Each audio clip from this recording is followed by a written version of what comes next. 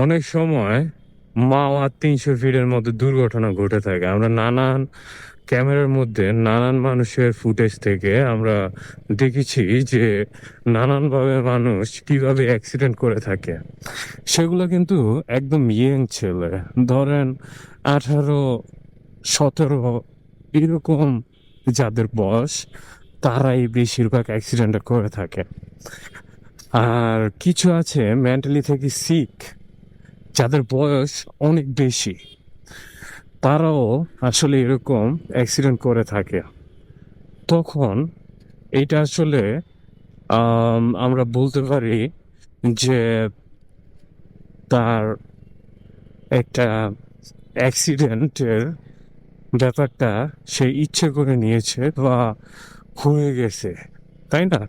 তো এরকম হতে পারে, কিন্তু বেশিরভাগই আপনি দেখবেন 18-15 যেই অ্যাক্সিডেন্টগুলো, সেগুলো আসলে ভুলবশত ভুলবশত করে থাকে।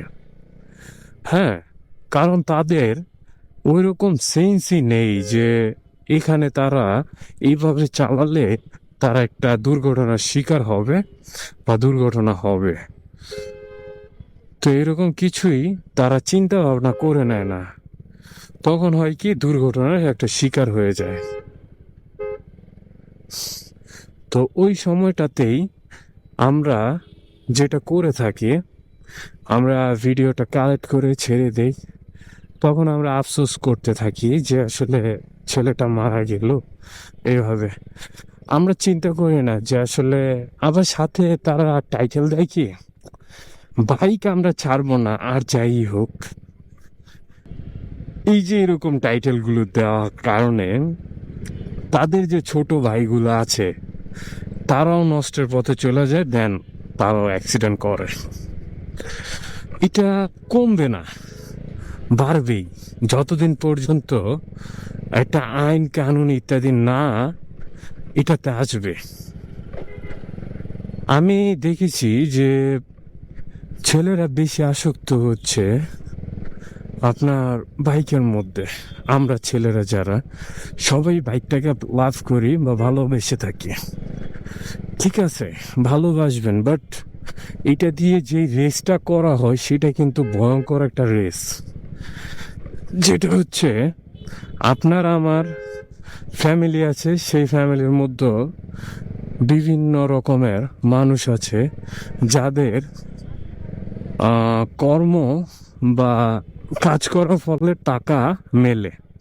তো সেই ছেলেটা যখন হারায় যায়, তখন কি একটা অবস্থা হয় সেটাই আমরা বলবো।